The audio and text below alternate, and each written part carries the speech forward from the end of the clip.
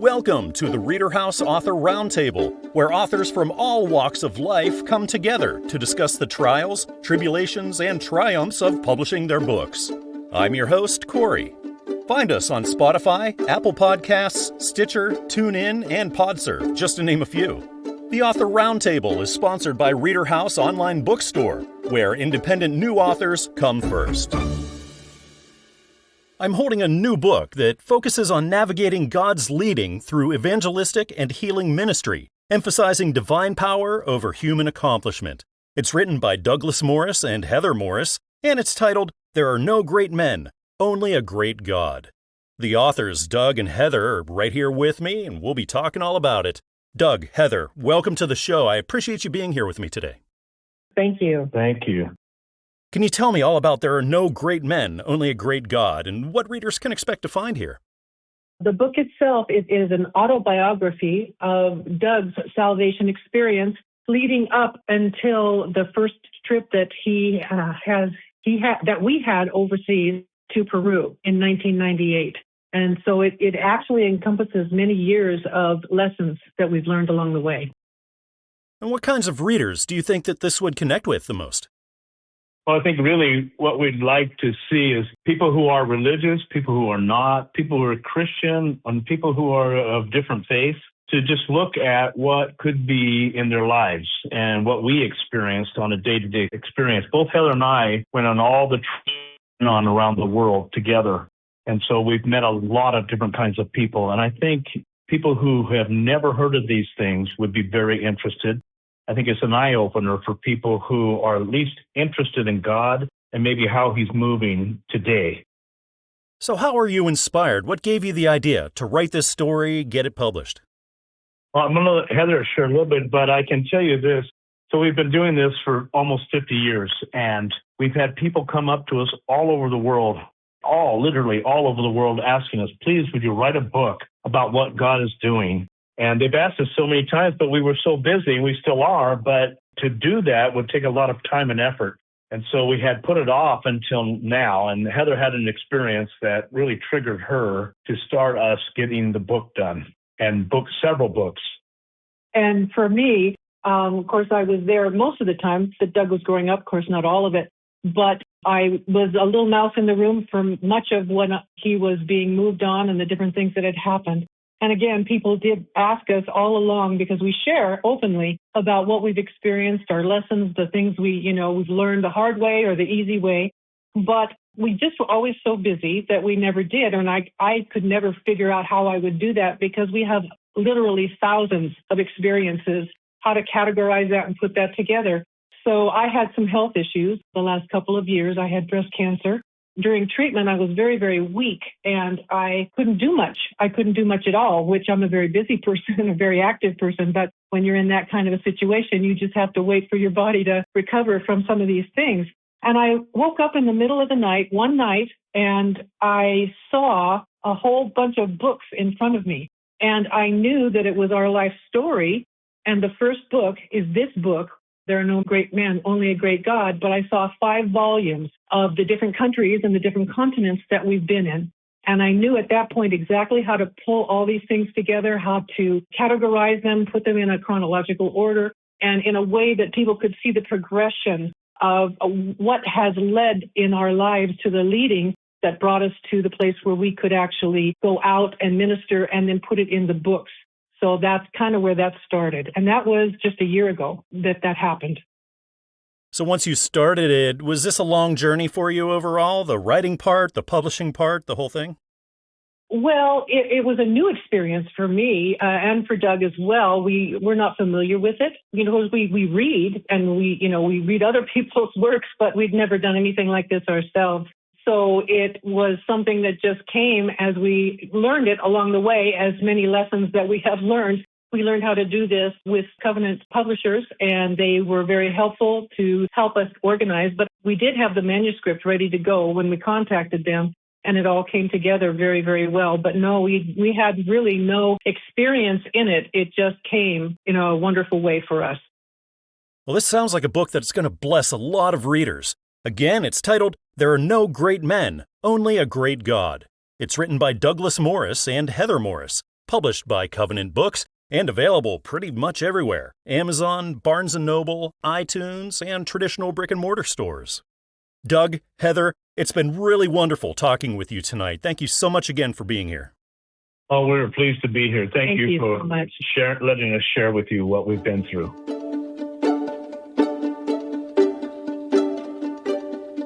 Author A.W. Collins has written a gripping novella titled The Quiet Storm, and I get to find out all about it right now here at the ReaderHouse Author Roundtable. The author, Anthony, is joining me. Anthony, welcome to the show. Thanks for being here.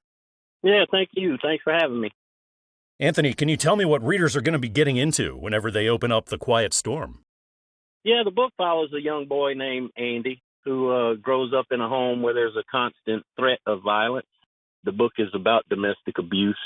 Andy grows up in that environment, and he is forced to carry a burden that a child that age shouldn't be expected to carry. And ultimately, he's pushed too far and makes a life-altering decision, trying to protect the only person that he feels needs protecting, that person being his mother.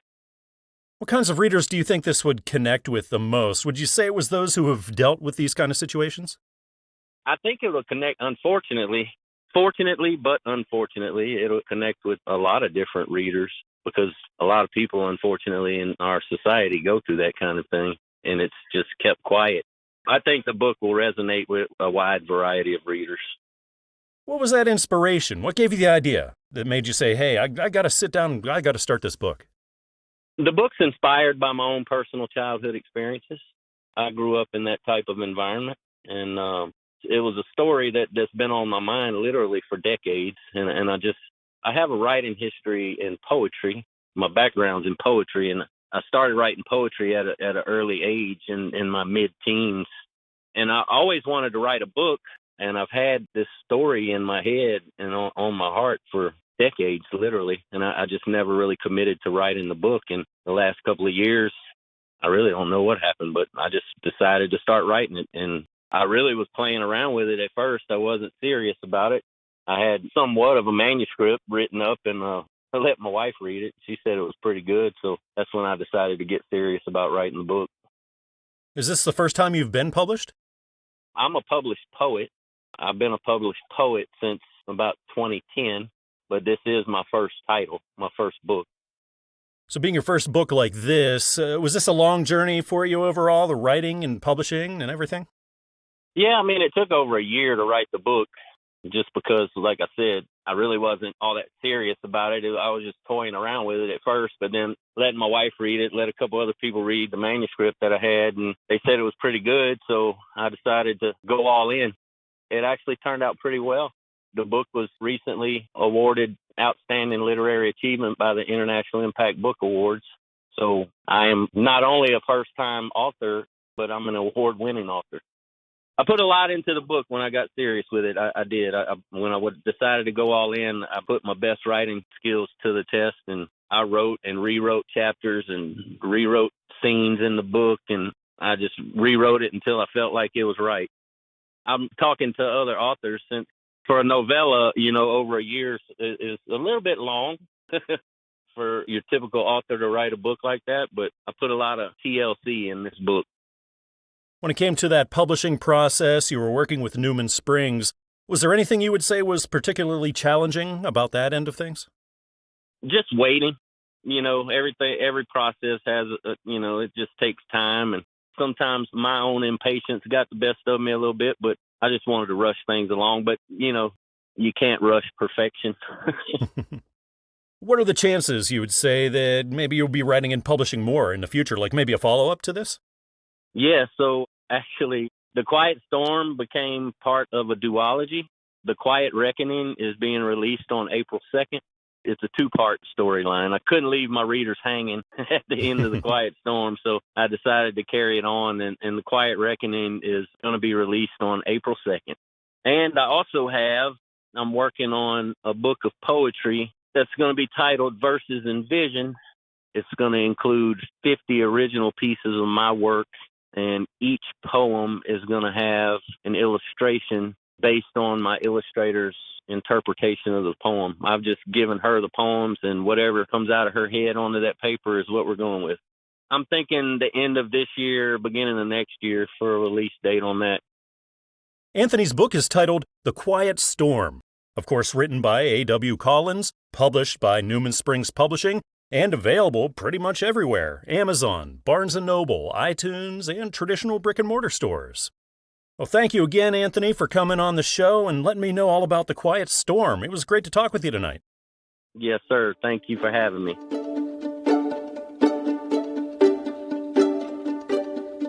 This book is a moving testimony of faith, perseverance, and God's sustaining power.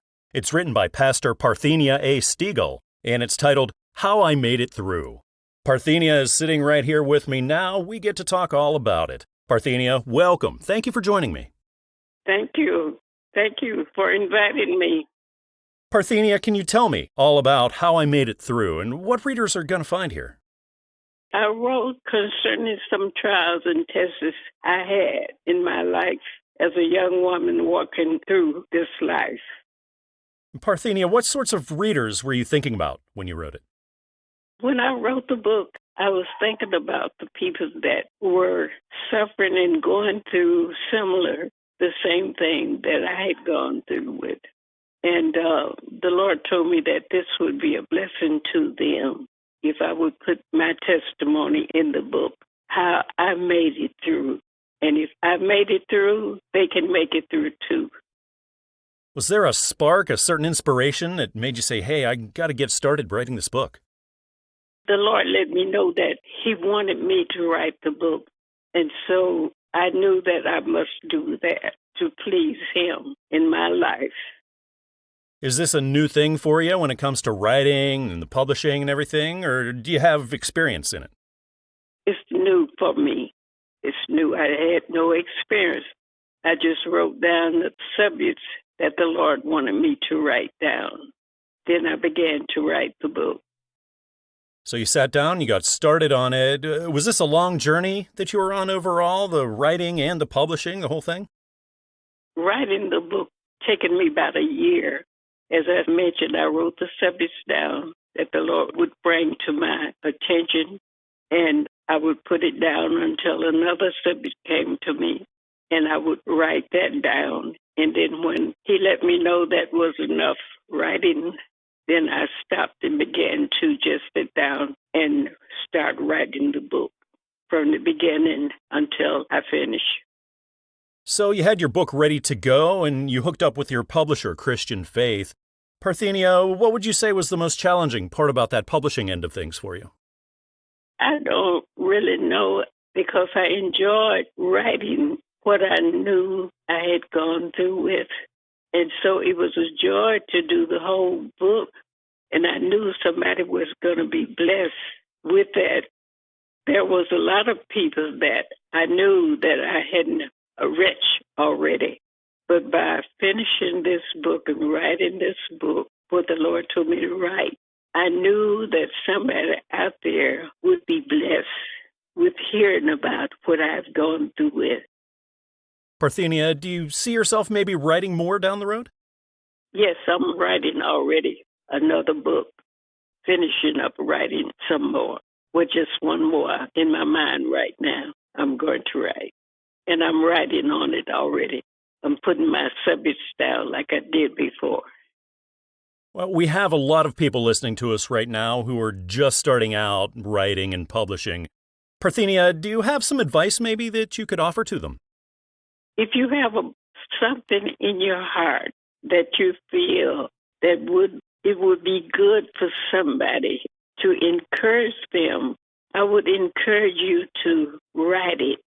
Don't let it die, but write what you have because somebody needs what you have. And sometimes people think that what they have is not important, but what you have is very important. It will help somebody along the way. I love that. Mm-hmm. Well, to me, this sounds like this book is going to be very encouraging and quite a blessing to a lot of readers. Again, it's titled How I Made It Through. It's written by Pastor Parthenia A. Stegall, and it's published by Christian Faith Publishing. Head on over to Amazon or Barnes & Noble or iTunes or right down the street to your local bookshop, and you'll be able to pick it up. Parthenia, it's been really wonderful talking with you tonight. Thank you so much again for being on the show with me. You're welcome. Pleasure. It was a pleasure. I enjoy talking to people, letting them know that they can make it.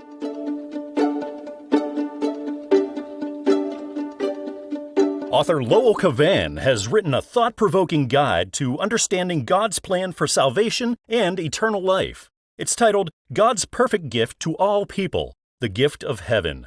Lowell is sitting down here with me now at the ReaderHouse Author Roundtable. Lowell, welcome to the show. Thanks for being here. Thank you for having me.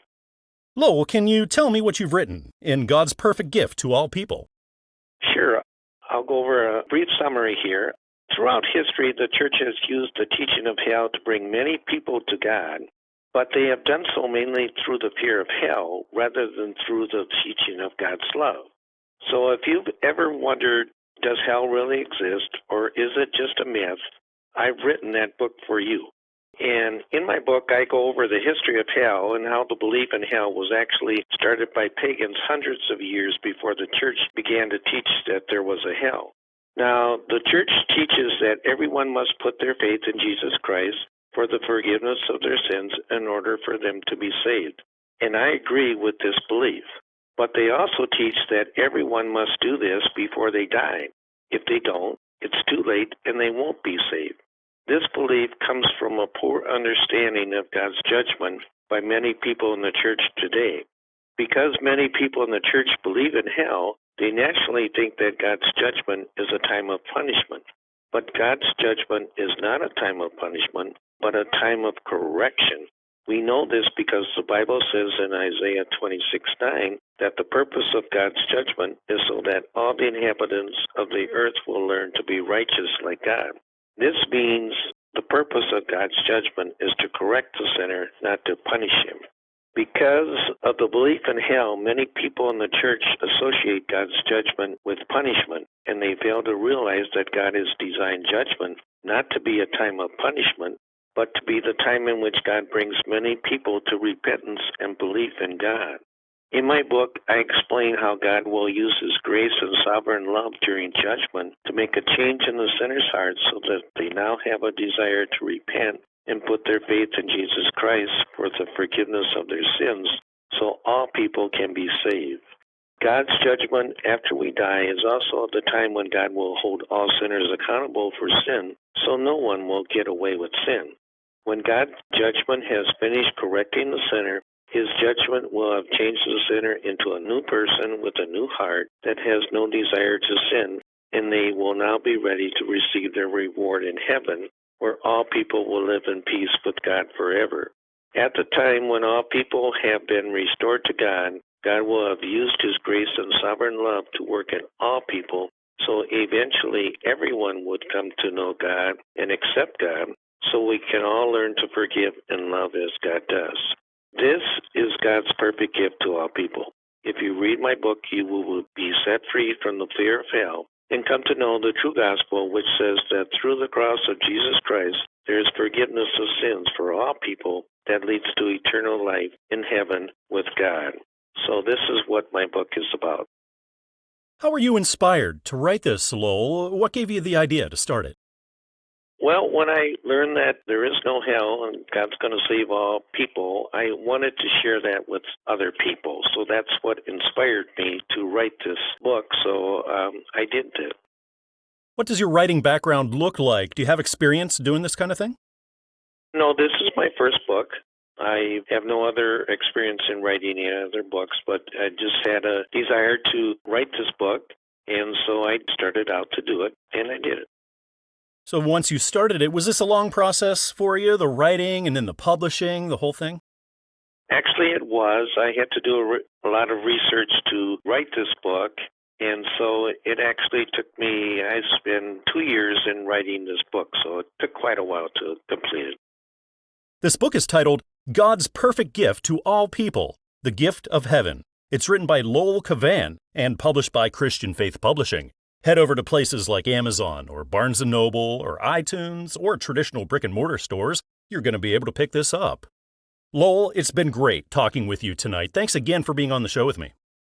Thank you for having me.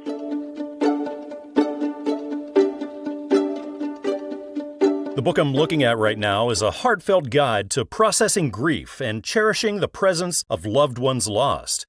It's written by Laine, and it's titled In Remembrance Of. Larry's joining me right now. We get to talk all about it. Larry, welcome to the show. I appreciate you joining me tonight. Thank you. Thank you for the interview. Larry, can you tell me what you've written about in Remembrance Of? It's basically a story of what happened after my daughter died. And I wrote little captions, little poetry every day after she died for about 2 years. And so I shared this with a friend, and he said, this stuff ought to be published because it's holy.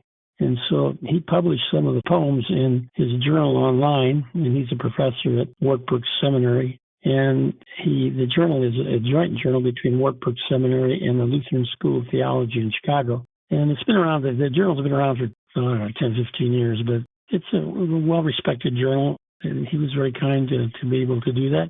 And he encouraged me to submit this to a publisher for publication, which I did. And that's the story of how it happened and what it's about. Larry, would you say you wrote this primarily for people who are experiencing grief and going through that process? Well, there isn't anybody that hasn't experienced it, it seems like. But those that have experienced it most acutely tend to read it sooner than others that are just picking up a book. The reviews, there's been about 300 reviews on it, and the feedback I've gotten is that it's a book that comforts you in the sense that someone is walking with you through your grief. It's not an instruction book. It's not a how-to book. It's not do this and do that and you'll get rid of your grief. It's more a sense of what feelings will you go through in the process of accepting what's happened and living with it and realizing the depth of love that you've created with the deceased. So it's more of a walk-through companion kind of book than it is an instruction book. So is this your first published work then? Yes, it is my first published work, although I've got 2 other books I'm working on, one of which has been submitted to Penguin and the other has been submitted to global publishers. And those are children's books, basically stories that, for example, the one of them is about Noah and how Noah gets the animals off the ark. It's a rhyming book for children ages 7 to about 10. It's exciting. It's funny. It's kind of rhythmic. It's a book that kids love. And I've tested it on a number of kids and in that age group, and they tend to be mesmerized with the action of the animals coming off and how they interrelate and what they do to each other and how clumsy it becomes and how difficult it is for Noah to get the animals off the ark. They're pretty comfortable on the ark. So that's another book I'm working on, and it's at the publisher now. And I could only imagine what was going through your head whenever you were holding the first copy of In Remembrance Of. Larry, what was that moment like? It's kind of like seeing your hand in front of you and saying, that's my hand. And it's got 4 fingers and 1 thumb, and that's it. And how do I integrate that in my life? And how to, it's much more objective now that it's in writing and that it's a book. And to know that even like the front cover was created by my youngest daughter, who is a graphic designer. Just look at the graphic picture of the book in front of you. It looks like an angel or a tree or an ethereal kind of thing, and it's real, And then you open the book and you read, you read these poems, some of which I wrote, or most of which I wrote, some my wife wrote, some my other daughter wrote. So it's a book that's basically gives you different perspectives on the process of grief from a family rather than just from one person. So it's broader in its scope than because of the writing of 3 of us rather than just myself. Yeah, I'm looking at it. The cover artwork is beautiful. So your daughter did that? Yeah, she did. Wow. She's very talented. Yeah, thank you. I've got a lot of compliments on the book cover. Even a lot of the reviews mention it. So it's something when you pick it up, you want to hold it and want to look at it. Absolutely. I know this book is going to touch a lot of hearts. Again, it's titled In Remembrance Of. It's written by Laine, published by Christian Faith Publishing, and available basically anywhere like Amazon, Barnes & Noble, iTunes, and traditional brick-and-mortar stores. Larry, it's been great talking with you tonight. Thanks again. You bet, and thank you for the interview. I appreciate it.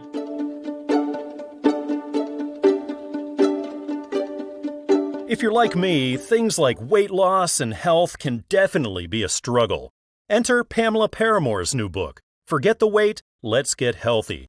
It's an empowering guide to lasting wellness through faith, balance, and self-discovery. Pamela is sitting right here with me now at the ReaderHouse Author Roundtable, and we're going to talk all about it. Pamela, welcome to the show. I appreciate you being here today. Oh, thank you for having me. Pamela, can you tell me all about Forget the Wait, Let's Get Healthy? Well, yes, it's a great book that I set out to write about getting healthy, just focusing on getting healthy. You know, healthy people, they don't have to think about their weight. And if you focus on getting healthy physically, mentally, and spiritually, the weight will automatically come off. There's a quote I wrote in the book. It's called, "Live today in such a way to make tomorrow better than yesterday." And every day, you know, you just build on being healthier. And the book is like 90 days, breaks it down day by day. It's got encouragement in there and little things you can do to gradually get healthy. Would you say then you wrote this primarily for people who are struggling with their weight? Struggling with their weight. My story is kind of built in there with it. I suffered depression for 5 years, gained over 100 pounds. And, you know, I was a dancer, fitness instructor, exercise physiologist, so it was brand new for me. And my story is in there, and it just talks about the steps I took and how I pulled myself out of that darkness and brought myself back to being the healthy, vibrant person I used to be. And so basically, it's 90 days just taking you step by step, giving you encouragement, letting you know that I've been there, I've done that, I know what it feels like. It's difficult, but at the same time, it's a simple approach. Pamela, what inspired you to start writing this? Well, as a fitness instructor, you know, I work one-on-one with people or I do group settings, but, you know, I only work in my little town. And I love helping people. I've always loved to help people. And I thought, I'm going to write a book. I'm going to put my story in there. And that way I can help other people, you know, that's outside my little circle right here in my little town and reach more people. If I can just help one person, you know, it would make me so happy. And so that I just wanted to outreach, you know, just reach out and help other, you know, more people than just in my little circle.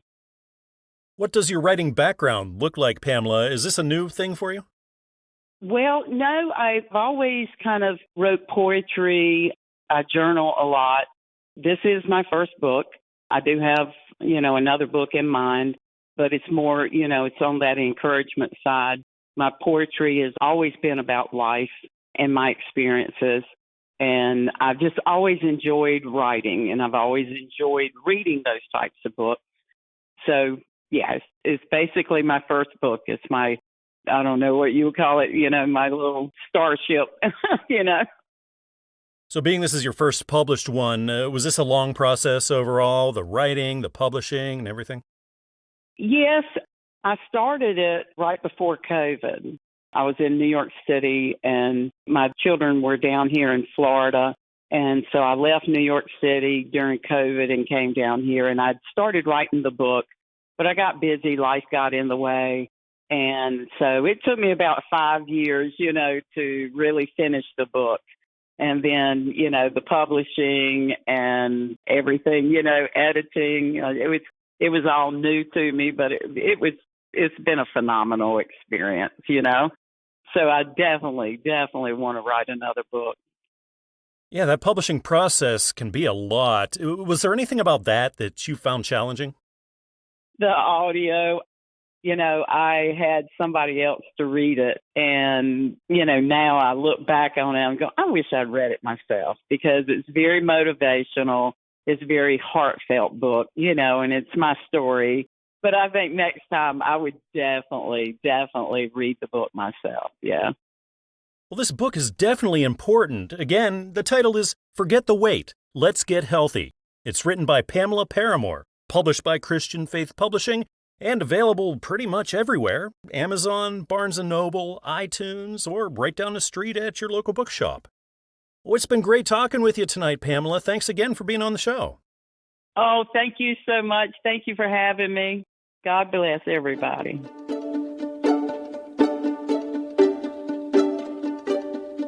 I'm holding a really interesting book. It's an in-depth biblical commentary bridging faith, history, and science. It's written by Harty Koerner, and it's titled Exploring the Book of Genesis, a commentary on origins, sin, faith, salvation, science, and historical perspectives.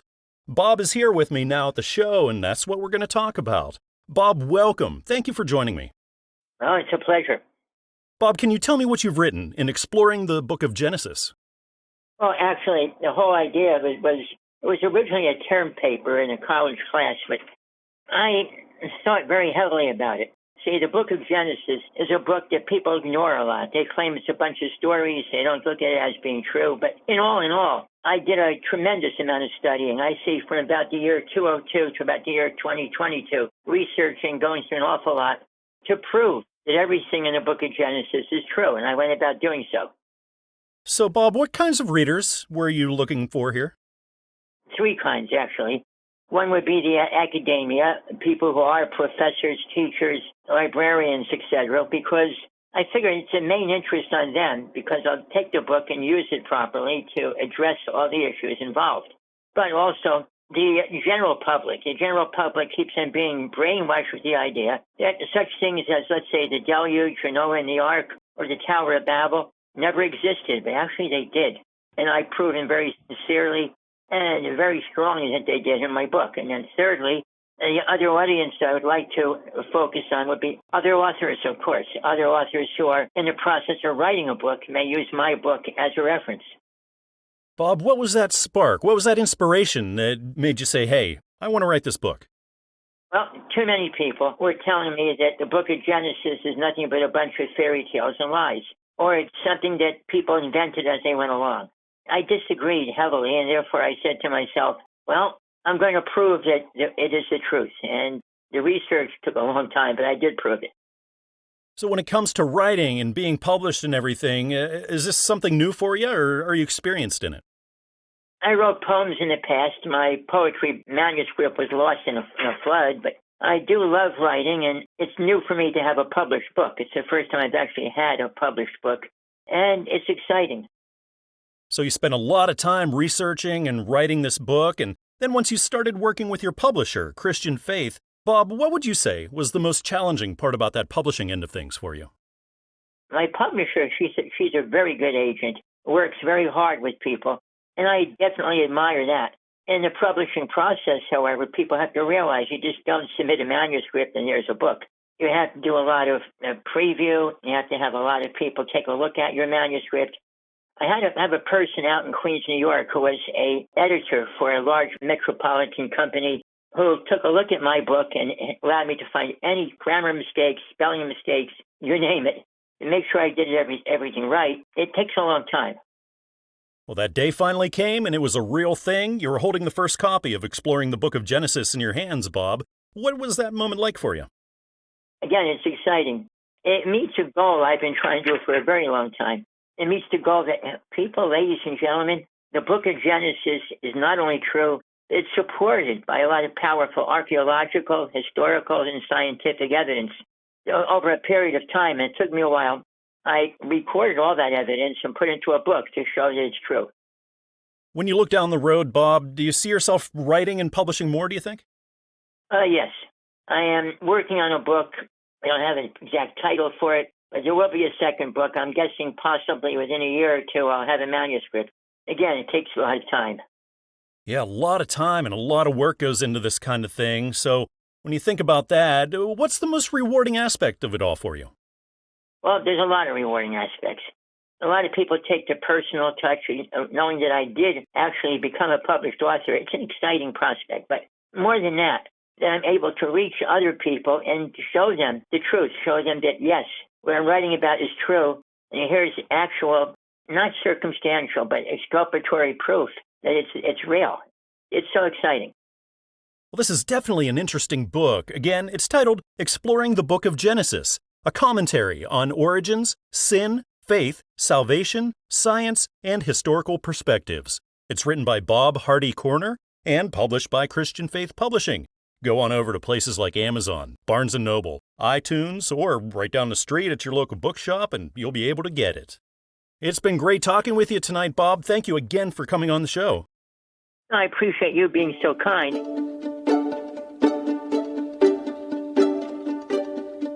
If you're a follower of Christ, then maintaining your relationship with your Savior can be challenging, to say the least. Debra Eident's new book helps readers strengthen their connection to Jesus in their everyday lives. The book is titled Falling Up, The Worthy Struggle of Faith. Debra is right here with me now at the ReaderHouse Author Roundtable, and that's what we're going to talk about. Debra, welcome. Thank you for being here. Thank you. It's wonderful to be here. Debra, can you tell me all about Falling Up and what readers are going to find here? Yes, I really started this book. I titled the book Falling Up because I think it's first of all, it's an intriguing title, but I think it's something we've probably all experienced, or we have the opportunity to, especially if we're Christians. The book really focuses on people realizing that God is real. And what I mean by that is that he's very practical, and he wants to be involved in our daily lives. And when we invite him in, we see him working all around us. At its core, Falling Up is about what an adventure it is to learn to trust and rely on God in the everyday ups and downs of life. It's about how real and practical God's desire is to be involved in our lives, how he always wants what's best for us, and he can always be trusted. As we begin to trust him in small things, and we find him to be faithful, he proves himself more and more. We begin to trust him more and more, and he always proves himself faithful. We learn that he really is everything he says he is. So the book there's snapshots of events and experiences from my life where God worked in amazing, powerful ways. And my hope is that people, as they read about my experiences and the lessons that God taught me through those experiences, they'll begin to look at their own lives a little differently. And they'll begin to see how God is there all the time. And they may see ways that he's been involved in their lives that they hadn't really connected the dots with before. Debra, what was that spark, that inspiration that made you say, hey, I want to write this book?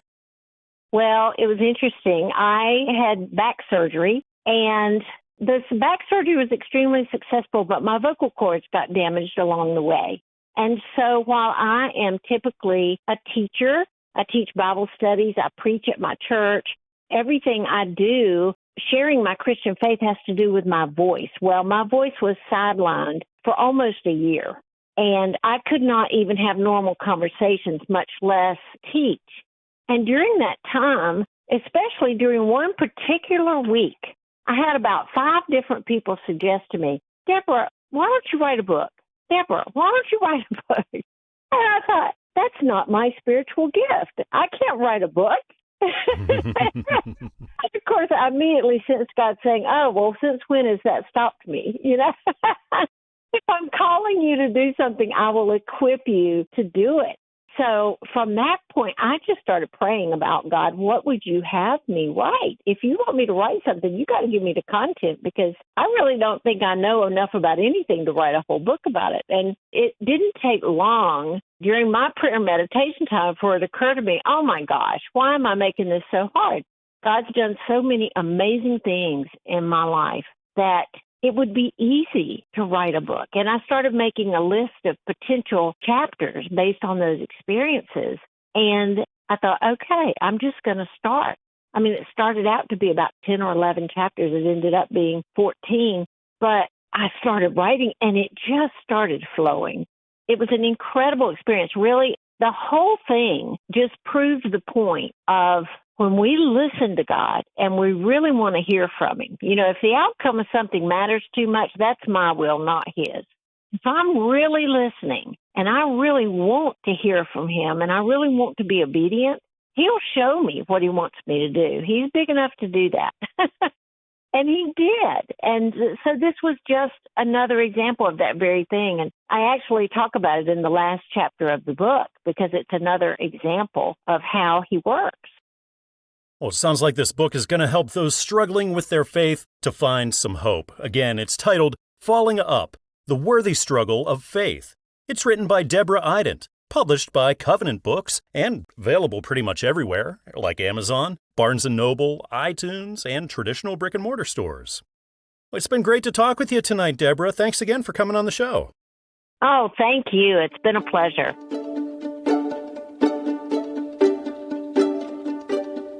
You'll find a profound spiritual journey into faith through reflection and transformation in the new book by David Richards titled Becoming One with Christ, The Lessons of King David. The author, David, is here with me now at the show, and we're going to talk about it. David, welcome. Thank you so much for being here. Corey, thank you so much for having me. It's a pleasure to speak with you. David, what are readers going to find whenever they open up Becoming One with Christ? Yeah, so it's really a deep dive into the Davidic covenant. And I would say this is probably the most overlooked covenant in all of theology because David is promised an everlasting kingdom and an eternal throne that Jesus will establish. And what's compelling about that is that promise is available to all of us. Then it begs the question, well, how does that promise get enacted?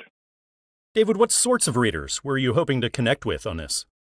Yeah, I'm really looking to connect with people who certainly believe in Jesus as the Messiah and also are open to the idea that we have to kind of step out of what we conventionally think of the journey of faith and embark on picking up our cross and seeing where that takes us. So what was that spark that made you say, hey, I really got to write this book? Such a great question. Honestly, I had a really interesting experience during the pandemic, and that led me to Jesus. And that in turn led me to write my third book, which was kind of a love story. And I started to look into the relationship between King David and Jesus in more depth and found that it's really quite significant, not just in the promise made to David, but also how David continues to show up in the New Testament and the significance of that relationship. Once you got started on it, was this a long process for you overall, the writing, the publishing, and everything? It was. Certainly the writing was. So I wrote my third book, like I said, during the pandemic and published that in 2022. And I wrote two books in between that and Becoming One with Christ. And what I realized through writing both those books was I needed to write those books in order to write Becoming One with Christ, because I hadn't fully invested into the significance of the covenant and the promise made to David. And part of that journey was found in those two books. And then really, when I started to write Becoming One with Christ, I realized how necessary that work had been. So yeah, it was, all told, it was almost, I would say, a 2.5-year journey. So you got 4 books out there. David, what would you say is the most rewarding aspect of this all for you? I'm working on my 5th book right now, and I wrote in that every book is kind of part of my Jacob's ladder, right? It's my journey of ascent. And what I've come to appreciate and what I love about writing is I have a journaling practice too, and that experience is just so rewarding to get in touch with ourselves, right? And to foster a deeper relationship of who we are and what we believe and how that expresses itself in life. And for me, I grew up in the military. I got something published when I was in high school, but I knew I was going to join the Marines coming out of college. And so I put writing aside. And when I published my first book back in 2017, it was kind of a dream come true. And then that also kind of like, okay, where are you going to take this? Like, what does this mean to you? And to write on faith and especially about this topic to me has really been a dream come true in and of itself, because I feel like this book has so much to give people. And especially the last section of the book is about me picking up my cross and a very raw and very vulnerable exposition of what that looks like. Well, we have a lot of aspiring authors listening to us right now, David. Is there any advice that you could offer to them? Yeah, 2 things. One is if you don't have a journaling practice, start journaling and don't edit yourself and just get into it. The other one is one of the techniques or tools that helped break me open as a writer, so to speak, was taking a pen and paper, setting a timer on my phone for about 4 minutes, and then just writing without letting the pen come off the page. And it was not worrying about spelling, not worrying about syntax, not worrying about margins, but just letting it flow. And that is such a great way to unleash the writer within. So, and I certainly emphasize writing by hand as much as computers and technology and AI is all great. There is nothing so powerful as our ability to pick up a pen and a piece of paper and write an expression of who we are and what we believe. I think this book is going to be a blessing to a lot of readers. Again, it's titled Becoming One with Christ, The Lessons of King David. It's written by David Richards, and it's published by Christian Faith Publishing. Pick it up at places like Amazon, Barnes & Noble, iTunes, or take a walk down the street to your local bookshop. Well, David, it's been great to talk with you tonight and learning about your work. Thanks again for being on the show with me. Corey, it's been a pleasure. Thank you so much for having me on.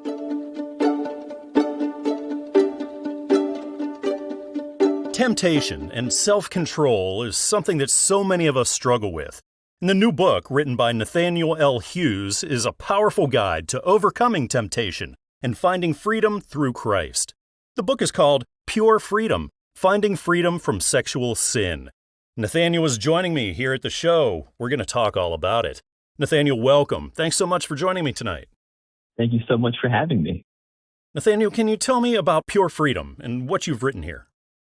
So the book started as, there's a lot of details I can give you about the start of it. The core thing that made me want to write this and led me through it was growing up, knowing this struggle and hearing things like, it's okay, it's normal, everybody goes through it, you just have to live with it. And that didn't sit right with me, knowing that we have a God who is so powerful that he can defeat sin, but all of a sudden it's something we have to live with and we can't beat. It didn't sit right. And so I did a lot of research and looking into this because it's something that I had struggled with and I wanted to find freedom from it. And I knew that by the power of God, it had to be out there. And so I did a lot of looking into it, figuring out what do we do? How do we find that freedom? Is it out there? And it is. And so I ended up writing a book about just all these different things. My focus is on 3 sections. You'll see it in the book. It's about knowing yourself, analyzing yourself, a sober and honest evaluation of who you are and how you stand with this, analyzing what the threat is, the enemy, the temptation itself, and then finally looking at how do we fight it, how do we beat it, how do we find this freedom from that temptation. So in those 3 parts, that is really what my book is all about, is knowing yourself, knowing the enemy, and knowing how to fight back and how to find that freedom that is out there. Would you say then that you wrote this primarily for those who are going through this sort of temptation? Absolutely. That is who my target audience is for sure. People who are going through it and who want to get out of that. What does your writing background look like, Nathaniel? Is this a new thing for you? This is a new thing. Truthfully, it's not something that I had planned on, not something that I had given much thought prior. It was a call from God to write. And so I started figuring out how to write because this is very new to me. This is not something that I have done before. This is my first book written and published. So this is a new field for me. So it's your first one. I imagine this probably took a long time overall, the writing and publishing. Am I right? The writing alone, because it was my first one, and I wanted to make sure that everything was scripturally sound, theologically sound, and also, I'll be honest, grammatically correct. This book took me about a year to get done writing with before I even moved to publishing. So you hooked up with your publisher, Christian Faith. You started that process. Nathaniel, what did you find to be the most challenging part about that end of things for you? I think the challenging part about that was, honestly, it was just I had written something and I was happy with it, but I realized that there was still a lot of work that needed to be done. Obviously, like a lot of the little touch-ups, changes, the wording things, and I realized there's a lot that I still had yet to do. And thankfully, Christian Faith Publishing was very helpful in making it sound more professional. I think what I had originally put out was a little less professional, and they helped me get that tone right. I think it was a bit hard because I did a lot of editing in my own time after spending a year in writing, but I think it was a really helpful thing. I'm grateful for it. And then one day you open up the mailbox and there it is, the first copy of Pure Freedom. You're holding it in your hands for the first time, Nathaniel. What was that moment like for you? It felt just ecstatic. I could not tell you how happy I was because it's one of the things that as you're writing, especially the first-time author, like I know that I'm doing it, but it doesn't quite feel real yet. And when that first copy came in the mail and I am holding it and I see the book with my name on it, realizing that like I followed this call through and I actually wrote a book, it was an amazing feeling to know that something that I did like this is now out there and available to people and I have a copy of it. So you've got one out there now. Do you see yourself writing more down the road, do you think?